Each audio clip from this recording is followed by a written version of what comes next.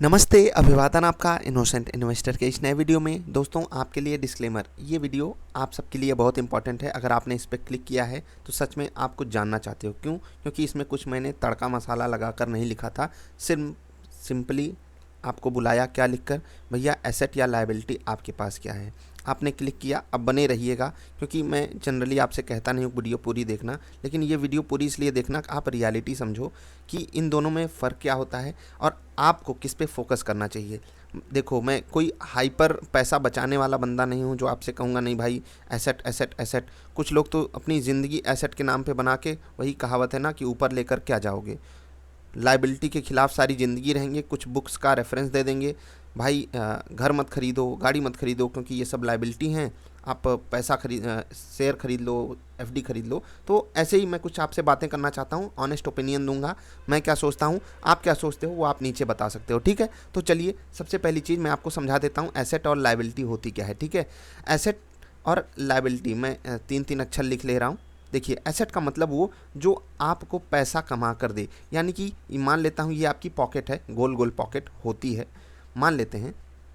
इसमें अगर कहीं से पैसा आ रहा है, ठीक है, तो जहाँ से भी आएगा वो आपका एसेट हो गया। कैसे? मान लेता हूँ आपने कुछ कंपनी के शेयर ले लिए, ठीक है। अब वो कंपनी 15% के CAGR से ग्रो कर रही है, तो आपका शेयर भी उसी के आसपास ग्रो करेगा, राइट। तो 15% आपकी जेब में पैसा ये शेयर लेकर आएगा, ठीक है। ठीक, ये आपका क्या हो गया, शेयर क्या है, आपका एसेट है। ऐसे ही आपके पास कोई जॉब है, मान लेता हूँ, बुरा मत मान लीजिएगा जिनकी सैलरी कम ज़्यादा थोड़ी सी ऊपर नीचे हो, आप 15,000 20,000 महीने कमाते हो, मैंने कोशिश करता हूँ, या मान लेता हूँ 10 ही हज़ार आप महीने कमाते हो, ये आपके पॉकेट में आ रहा है, तो ये क्या है, आपका एसेट है। ठीक है, ऐसे ही आपकी कोई पैसे भी इनकम हो सकती है, कुछ भी आप, ढेर सारे रेवेन्यू सोर्सेस हैं, ऑनलाइन ऑफलाइन। ठीक है, आप कहीं कोचिंग क्लासेस देते हो, ठीक है, किसी को कोई टिप देते हो, कोई चीज़ें, मतलब आपको पता है कितने तरीके से आप अपनी स्किल को मोनेटाइज कर सकते हो और उससे अर्निंग कर सकते हो। ठीक है, और वही अर्निंग आपकी एसेट बन के आएगी। ठीक है, आप कहीं रियल इस्टेट में इन्वेस्टमेंट कर सकते हो। इन्वेस्टमेंट के ढेर सारे तरीके हैं, शेयर हो गया, बॉन्ड्स हो गए, म्यूचुअल फंड्स, आपको सब चीज़ें पता है। मैं यहाँ पर ज़्यादा आपको ज्ञान देने नहीं आया हूँ। ठीक, और लायबिलिटी का मतलब होता है कि जहाँ आपकी ये कमाई हुई चीज़ें, यानी कि जो आपके एसेट कमा रहे हैं, जो यहाँ पैसा आया आपकी जेब में, इस जेब से पैसा बाहर जिस पे जाता है। जैसे कि यार मान लेता हूँ, ढेर सारे यंगस्टर्स हमारी वीडियो देखते हैं, ऑफकोर्स सी बात है आपको बाइक का शौक़ होगा। बाइक भाई साहब तेल पीती है, ठीक है, पीती है ना, तेल तो पीती ही होगी, और मोदी जी ने 100 रुपये तेल भी कर दिया है। खैर मोदी जी नहीं करते हैं, आपको पता है। आगे बढ़ते हैं। तेल पीती है गाड़ी, सर्विस भी मांगती है। बहुत से लोग कार चलाते हैं, ठीक है, बहुत से लोग ट्रक भी चलाते हैं। जी हाँ, ट्रक चलाने वाले भी वीडियो देखते हैं, बुरा मत माना कीजिए आप लोग। ठीक है, अभी देखिए, ये सब चीज़ें क्या डिमांड करती हैं, भाई साहब हमें पैसा दोगे तो हम चलेंगे, हमें तेल डालोगे तो हम चलेंगे, नहीं तो हम चुपचाप बैठे रहेंगे। तुम 1 किलो लड्डू चढ़ाओ और दिन भर चाबी ऐंठो, हम नहीं चालू होंगे जब तक तेल नहीं डालोगे। ठीक है, तो आप समझ गए कि जो आपके एसेट ने कमाया वो आपके लायबिलिटी ने गंवाया। अब आप समझ गए एसेट और लायबिलिटी में फ़र्क क्या होता है। अब बात आती है कि आपके पास क्या है, आप एसेट पे फोकस करते हो या लायबिलिटी पे फोकस करते हो। अब मैं हाइपर वाली बात करूँगा। मैंने शुरुआत में आपसे एक बात कही कि हाइपर एसेट वाले पता है क्या कहेंगे, भाई साहब बाइक मत खरीदो, कार मत खरीदो, पैदल चलो, एसेट बनाओ, एसेट बनाओ, एसेट बनाओ, क्योंकि वही आपके काम आएगा। ठीक, मैं इस चीज़ से बिल्कुल एग्री नहीं करता। देखो, मैं, एक होता है ना कि एक बैलेंस आपको लाइफ में रखना ही चाहिए। ठीक है, आपको ढेर सारी ऐसी किताबें मिल जाएंगी, आप ज़िंदगी भर एसेट नहीं बना पाओगे, ये नहीं कर पाओगे, वो नहीं कर पाओगे। आपको एसेट पे फोकस करना चाहिए, बैड डेट नहीं करना चाहिए, ये सब चीज़ें। मैं एक चीज़ अभी आपको समझा देता हूँ। देखिए, बहुत से लोग कहते हैं कि घर लेना, ठीक है, होम लोन लेना, ये बहुत बुरी चीज़ होती है। अब ये पर्सन टू पर्सन डिफ़र करेगा ना भाई। किसी का सपना ही है कि भाई हम कमा कर घर लेंगे, आप उसको कह रहे हो नहीं भाई एसेट बनाओ, एसेट बनाओ, शेयर खरीदो। क्या घर खरीद रहे हो? शेयर खरीदो, किराए पे रह लो। भाई आपको पता है कि किराए की ज़िंदगी कितनी सुकून की होती है, लेकिन लोग आपको शेयर बाज़ार के नाम पे आके इतना बड़ा ज्ञान मतलब ठेल देंगे आपके अंदर कि नहीं नहीं आपको घर खरीदना ही नहीं है। भाई देखो, सबकी अपनी रिक्वायरमेंट होती है, और मैं ये कहता हूँ कि 60% लोगों की मजबूरी है घर खरीदना। ठीक है, मजबूरी होती है, और आप उनको अगर इस एसेट के चक्कर में पड़ा दोगे तो वो बेचारा घर ना खरीद के किराए पे रहेगा, दर दर ठोकरे खाएगा। ठीक है, समाज में भी एक रिस्पेक्ट वाली चीज़ आ जाती है। तो ये सब आपको कोई नहीं बताएगा, ये सब एंगल कोई देखेगा नहीं। अभी आप सर्च कर लो कि घर खरीदें या किराए पे रहें, तो सब आपको अंत में बता देंगे भैया किराए पे रहो। अरे भाई कमा किस लिए रहे हो, ज़िंदगी किस लिए मिली है, दर दर ठोकरे खाने के लिए। तो ये हो गया ना, हाइपर एसेट बाजी हो गई ये। होता है ना, हाइपर नेशनल बाजी होती है कि कुछ भी चल रहा है देश में, आप देश के एक, या तो आप देश के खिलाफ हो या तो आप देश के साथ हो, बीच का कोई बंदा रह ही नहीं सकता। वही चीज़ है, किराए पे क्यों रहें भाई, हम कमा किस लिए रहे हैं, जॉब किस लिए कर रहे हैं, हमारी इनकम जो हमने ढेर सारे रेवेन्यू सोर्सेस अपने क्रिएट किए हैं, या फिर हम जो जॉब करते हैं क्यों करते हैं, किराए पे रहने के लिए। हम यहाँ पर मंथ पाएँ और पर मंथ जा कर दें। देखो, अगर आप कैलकुलेशन पे जाओगे ना, हर चीज़ आप कैलकुलेशन पे नहीं लेकर जा सकते। कैलकुलेशन पे जाओगे तो नो डाउट कि घर खरीदना एक घाटे का सौदा होता है, लेकिन किस कैलकुलेशन पे आप जा रहे हो, केवल मॉनेटरी कैलकुलेशन पे जा रहे हो, साइकोलॉजिकल कैलकुलेशन पे गए। जो आपके अंदर फीलिंग आई, वो फील गुड वाली फीलिंग, आपका परिवार खुश है, अपना घर। ठीक, मैं यहाँ पर उन कंपनियों के साथ बिल्कुल नहीं खड़ा हूँ जो कहती हैं कि this is our own house, you can be proud of it. तो वो एंगल मैं जोड़ ही नहीं रहा हूँ। आपको डिसाइड करना है, आपको बैलेंस बनाना है कि आपको किस तरीके के एसेट में निवेश करना है। ठीक है, अब कुछ लोग कहेंगे कि हम घर बनाकर हमारे लिए वो लायबिलिटी हो गई, मेंटेनेंस का खर्चा, ये खर्चा वो खर्चा। तो लायबिलिटी तो किराया भी है, आपको नहीं पता।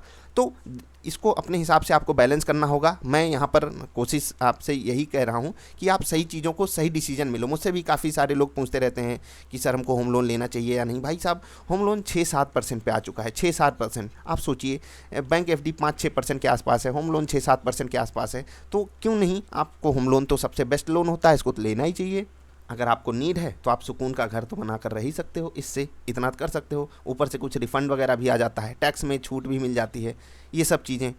ठीक है, अब कुछ किसको नहीं लेना चाहिए वो भी मैं एंगल ज़रूर डिस्कस करूँगा। देखो भाई, जिसकी जॉब होगी इधर उधर भागने वाली, उनको बिल्कुल नहीं लेना चाहिए, क्योंकि आप पैसे तो आपके मतलब एक बार जाते ही हैं, आप अपने फ़ंड पे रिस्क तो ले ही रहे हो। दूसरी चीज़, आप इधर उधर टहलोगे तो पीस ऑफ माइंड आपके ज़िंदगी में जॉब वाला तो है नहीं। मतलब ये मैं नहीं कह रहा हूँ कि आपकी जॉब बुरी है, मैं ये कह रहा हूँ एक पीस ऑफ माइंड होता है कि मैं एक स्टेबल जगह से, ये मेरी स्टेबल जगह है, मैं यहाँ जाकर जॉब करूँगा, वापस लौट कर आऊँगा। लेकिन आपके पास ये वाला पीस ऑफ माइंड नहीं है। ठीक, इसका मतलब ये नहीं कि ये काम बुरा हो गया, इसका मतलब ये है कि हो सकता है आपकी जॉब बड़ी एडवेंचर वाली हो, बड़ी स्किल वाली हो, आपको पैसा वहाँ पर ज़्यादा मिलता हो, तो आप उसको अलग तरीके से देखो। कैसे, आप कोशिश ये करो, अब मैं 2 घर लेने के बारे में बात नहीं करूँगा, मैं ये कह रहा हूँ आप किराए पे ही रहो, क्योंकि आपकी जॉब प्रोफाइल ऐसी है। अगर देखो, किराए पे किसको रहना चाहिए ये भी तो फ़र्क पड़ता है। जिसको देखो एडजस्टमेंट करना हो, आपका होम टाउन पास में हो, तो आप क्यों घर खरीदोगे। ठीक है, आप तो किराए पे रहोगे ना, क्योंकि 150-150 किलोमीटर दूर आपका निजी घर है, आप वहाँ जा सकते हो, यू कैन रेंट। मतलब आपको ये चीज़ खुद से डिसाइड करनी होगी। कैलकुलेशन पे बिल्कुल मत जाया कीजिए, नहीं तो एसेट वाले आपको बता देंगे कि भाई साहब किराए पे रहो, किराए वालों की इंडस्ट्री बढ़ाते चलो, किराए वालों का मुँह ऊपर करते रहो। हाँ भाई साहब बहुत बढ़िया, आओ किराए पे रहो, आओ किराए पे रहो। ठीक, सब उनको पागल समझते हैं। अब लायबिलिटी में आपको पता है कि खर्चा आपका कहाँ जाता है। ठीक है, कुछ लोग सिगरेट वगैरह पीते हैं तो वो भी आपकी लायबिलिटी है। हाँ, गांजा वांजा भी कुछ लोग पीते हैं क्योंकि कमेंट कुछ मैं ऐसे देखता हूँ, लगता है गांजा पी के कमेंट किया है। ठीक है, तो आप लोग मत किया कीजिए ऐसा कमेंट। देखो भाई, अगर वीडियो नहीं अच्छी लगती तो सच में आप, अगर होता है ना कंस्ट्रक्टिव क्रिटिसिज्म अगर आप करोगे तो उससे हमारा सच में बहुत फ़ायदा होता है। और बहुत से ऐसे लोगों ने बहुत अच्छा, मतलब होता है ना कि बहुत अच्छे अच्छे कमेंट उनके नेगेटिव साइड के होते हैं, मैं बिल्कुल उसको एक्सेप्ट करता हूँ और आगे बढ़ता हूँ। लेकिन होता है ना कंस्ट्रक्टिव क्रिटिसिज्म होना चाहिए, नहीं तो अरे तू पागल है क्या, ये वो, मतलब आप समझ पा रहे हो कि मैं क्या कह रहा हूँ। कुछ लोग गाली गलौज भी करते हैं, उनके शेयर के खिलाफ बोल दो, ऐसे लगता है शेयर के खिलाफ नहीं, उनके किसी परिवार के नज़दीकी सगे संबंधी के बारे में कुछ बोल दिया हो। समझ पा रहे होगे आप। खैर, दिल पे नहीं लेनी चाहिए ये चीज़ें। अभी आगे बढ़ते हैं। आप समझ गए कि एसेट की वैल्यू क्या होती है। ठीक, एसेट की वैल्यू नहीं, अभी तो आप समझे एसेट होता क्या है। एसेट की वैल्यू मैं आपको समझाता हूँ। जैसे कि विप्रो का एग्जांपल सब लोग देते हैं। विप्रो ने आपके 100 रुपये को, ठीक है, आपके 100 रुपये को 1000 नहीं, ठीक है, 1 लाख नहीं, ठीक है, 1 लाख भी नहीं, इससे भी बहुत ऊपर कन्वर्ट कर दिया। ठीक है, कितने सालों में, over the period of 20-30 years. ठीक, बहुत ध्यान से समझिएगा, आप इसको करोड़ में लेकर जा सकते हो, ठीक है। अब आप विप्रो में मान लेता हूँ आपके पास 30 साल पहले 1000 रुपये 2000 रुपये होते तो आप अभी करोड़पति होते, केवल विप्रो का शेयर लेकर के। यानी कि आप उस वक्त किसी एसेट में अगर आप पैसा लगाए होते, कहाँ, विप्रो के शेयर में। इसके अलावा भी बहुत सारे शेयर हैं, मैं विप्रो का एग्जांपल इसलिए ले रहा हूँ क्योंकि ये शुद्ध मल्टी बैगर वाली कहानी है। बहुत बड़ा पैसा इसने बनाया, बहुत बेहतरीन, ठीक है। शेयर प्राइस की परफॉर्मेंस में इसका कोई तोड़ नहीं, बेहतरीन, आप जाकर चेक कीजिएगा। खैर, अब आप समझिए, ये आपकी एसेट हो गई। अब इसकी खूबी ये है कि ये आपकी वैल्यू बढ़ाएगा, कहाँ, आपके वेल्थ की वैल्यू बढ़ाएगा। पीस ऑफ माइंड आए ना आए, आपकी ज़िंदगी में बवंडर छाया हो, बहुत पैसा हो, क्या करोगे, तो उससे मतलब नहीं है। बात ये है कि ये जो एसेट्स होते हैं ना, ये आपकी मॉनेटरी वैल्यू बढ़ाते हैं, ठीक। अब एक दूसरी तरफ होती है लायबिलिटी, वो धीरे धीरे अपना चाम खोती जाती है। जैसे कि मान लेते हैं आपने 50 लाख का घर खरीद लिया, ठीक है, 50 लाख, 20 लाख, 25 लाख, जो भी आपने घर खरीद लिया, ठीक। अब वो आपके लिए लायबिलिटी इस केस में है कि उसमें आपको हर साल कम से कम 15,000 20,000 तो मिनिमम खर्चे देने ही देने हैं, ठीक। दूसरी चीज़, एक तरीके से वो आपका एसेट है और एक तरीके से वो आपकी लायबिलिटी है। इसको कोई आपको नहीं समझाएगा। देखो, मैं थोड़ा सा, हो सकता है आप कंफ्यूज हो जाओ, मैं जो यहाँ कहना चाहता हूँ कि home is also an asset. हम आप खरीद लेते हैं तो हमको सब समझा देते हैं कि वो लायबिलिटी है, लेकिन एक चीज़ समझिएगा, उसकी भी value over the period of time बढ़नी ही बढ़नी है। कितना भी कमज़ोर घर हो जाए, ऐसा तो है नहीं कि 15 साल पहले आपके शहर में कोई घर रहा हो, वो उस वक्त मान लेता हूँ 10 लाख का रहा हो और अभी वो 5 लाख का हो गया हो। नहीं भाई, कम से कम एफडी के दुगने रेट से, जहाँ तक मैं आपका डिकोड कर सकता हूँ, जहाँ जहाँ मैंने ये बात देखी है कि एफडी के दुगने रेट से ज़्यादा, ठीक है, उसकी वैल्यू बढ़ी हुई है। कितना भी बेकार घर हो गया हो, खंडहर हो गया हो, वो ज़मीन कितनी वैल्यू बढ़ जाती है। तो आपको पता है कि आप इनडायरेक्ट वे में रियल एस्टेट में इन्वेस्टमेंट किए हो और ये कभी कभी लक पे भी डिपेंडेंसी हो जाती है इसकी कि आपकी वैल्यू कितनी बढ़ेगी। तो आपने समझ लिया, एसेट क्या करता है, आपके पैसे को बढ़ाता है। अब लायबिलिटी केस में आते हैं, जैसे कि कार हो गई, ये प्योर लायबिलिटी है। बाइक हो गई, ये प्योर लायबिलिटी है। आपका कोई नशा हो गया, ठीक है, आपके घर में कोई खर्चा हो गया, आपके बच्चा पैदा हो गया, वो भी एक लायबिलिटी होती है, ठीक है। वो बच्चा एसेट बाद में बनता है। अब ऐसे भी कुछ चीज़ें होती हैं। अब अगर आप बच्चे के एजुकेशन पे खर्च कर रहे हो तो ये आपके लिए एक बार के लिए लायबिलिटी तो है, लेकिन यही चीज़ आपके लिए बाद में एसेट भी तो बनेगी। कम से कम आपके लिए नहीं तो उस बच्चे के लिए तो बनेगी। आप उस बच्चे को ये सिखाइए कि भाई साहब, एजुकेशन आपके लिए एसेट है। ये सब चीज़ें समझाइए। अब इस वीडियो का उद्देश्य क्या था, मैं आपको एक छोटा सा टच दे पाऊँ एसेट और लायबिलिटी के ऊपर। अपना फोकस रखिए और आप अभी अपने लिए, मुझे नीचे कमेंट नहीं चाहिए, अगर आपका मन हो तो नीचे कमेंट कर देना कि आपकी ज़िंदगी में टॉप 3 एसेट्स कौन से हैं, ठीक है, टॉप 3 एसेट। और ये मॉनेटरी केस में नहीं, रियल केस में मैं पूछ रहा हूँ। टॉप 3 एसेट का मतलब होता है कि हो सकता है आपके पास कोई स्किल हो, जैसे कि कोई लोग जॉब कर रहे होगे, किसी स्किल पे आप जॉब कर रहे होगे, ठीक है, तो वो स्किल आपकी सबसे बड़ी एसेट होती है। पैसा दूसरे, मतलब पैसा सेकेंडरी केस में आता है। उसके बाद भी, मतलब मैं चाहता हूँ कि आपके पास 3 ऐसी चीज़ें आप बताइए जो आपके लिए सबसे बड़ी एसेट हो। सबसे बड़ी एसेट क्या है आपके लिए? आपकी स्किल, या हो सकता है किसी के लिए फैमिली सबसे बड़ी एसेट हो, ठीक है। या आप तीसरे केस में जा सकते हो, आपका सबसे बड़ा एसेट क्या हो सकता है? आपकी लाइफ, ठीक है, कि ऊपर वाले ने, ईश्वर ने, भगवान अल्लाह, गॉड अल्लाह या भगवान ने आपको जो ज़िंदगी दी है, जो मेरी लाइफ है, वो मेरे लिए एसेट है। और हेल्दी होकर के, मैं हेल्थ की बात कर रहा हूँ, हेल्थ पे मैं फोकस करके इस एसेट को मेंटेन रखूँगा। तो किसी के लिए होगा स्किल होगी, किसी के लिए फैमिली होगी, किसी के लिए हेल्थ होगा। आपकी प्रायोरिटी क्या है, ज़रा मैं जानना चाहूँगा। आप नीचे कमेंट करिए, जो भी लोग देख रहे हो। मुझे पता है ये वीडियो कम लोग देखेंगे, इसीलिए बड़े इत्मीनान से, सुकून से बना रहा हूँ। तो चलिए, ये आपने समझ लिया। मैं आपको एग्जैक्ट कभी कैलकुलेशन पे नहीं रखूँगा जब बात आती है एसेट और लायबिलिटी में चूज़ करने के लिए, ठीक है। घर लो या गाड़ी लो, वो आपकी अपनी चॉइस है। अब गाड़ी का मतलब ये नहीं कि सैलरी आपकी 50,000 है, ठीक है, और आप गाड़ी ले रहे हो 15 लाख की, तो ये गलत सौदा हो गया ना। आप 50,000 कमा रहे हो तो गाड़ी कौन सी लोगे? 5 से 6 लाख वाली, क्योंकि आपको पीस ऑफ माइंड चाहिए। मैं जब सड़क पे चलूँ, गर्मी में जा सकूँ, बरसात में जा सकूँ, तो ये मेरे लिए अच्छा है। अगर आपकी सैलरी मान लेते हैं 20,000 है, 25,000 है, तो आप फर्स्ट हैंड कार ही मत खरीदो, आप सेकंड हैंड खरीदो।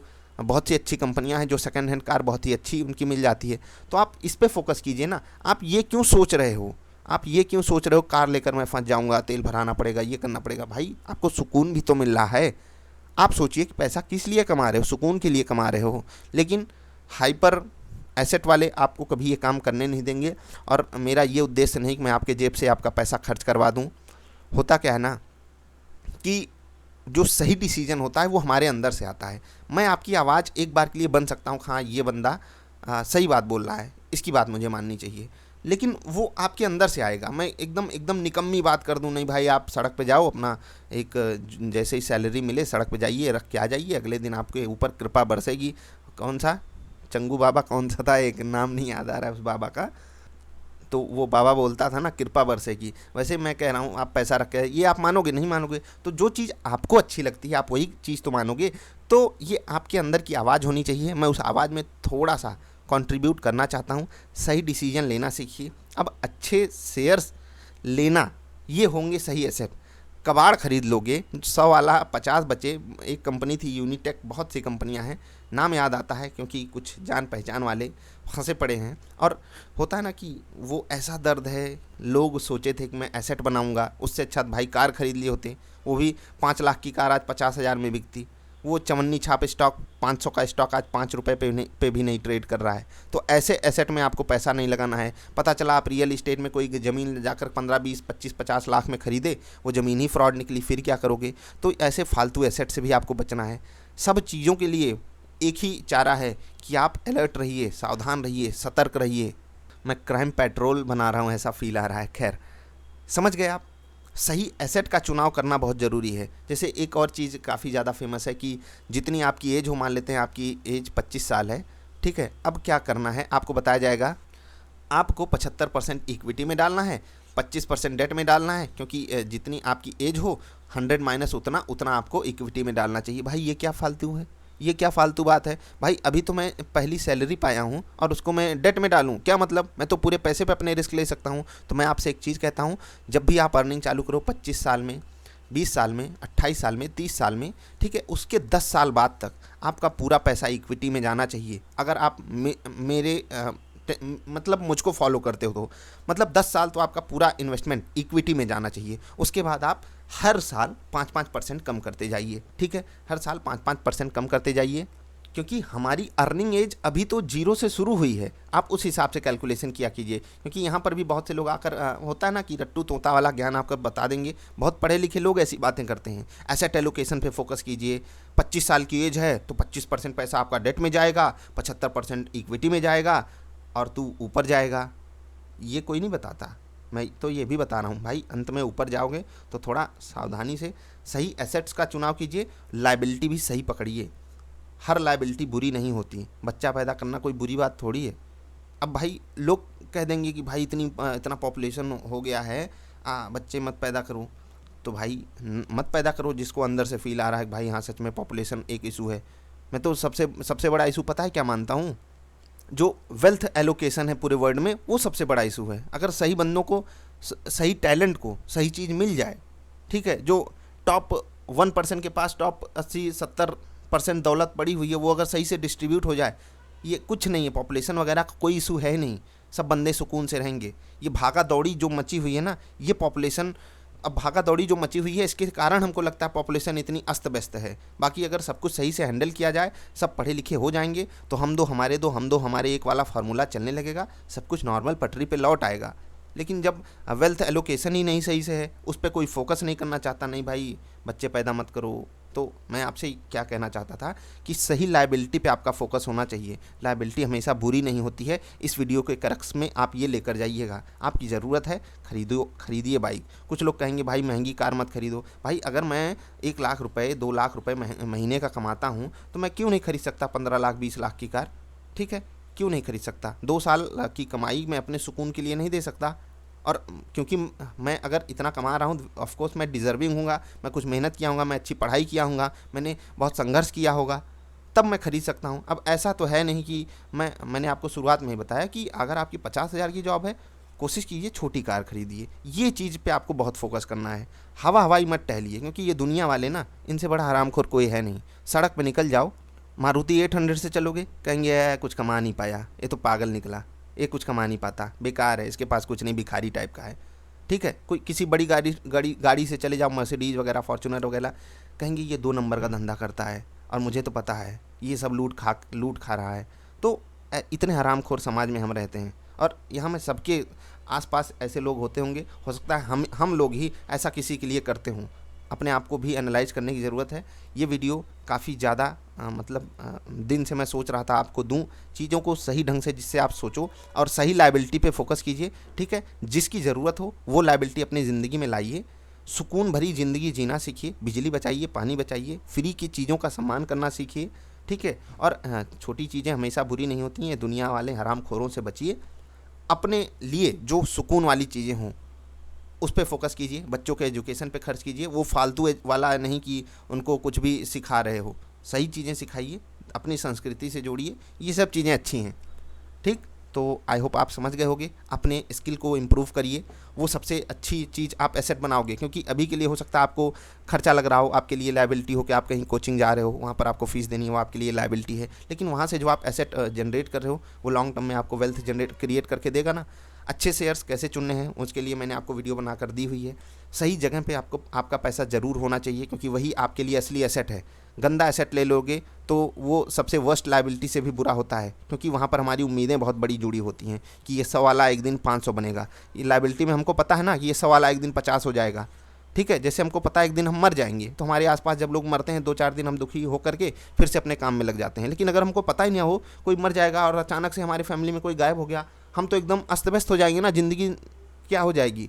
हम लोग सोचेंगे हम भी एक दिन ऐसे कहीं गायब हो जाएंगे। मतलब आप समझ पा रहे होगे मैं क्या कहना चाहता हूँ।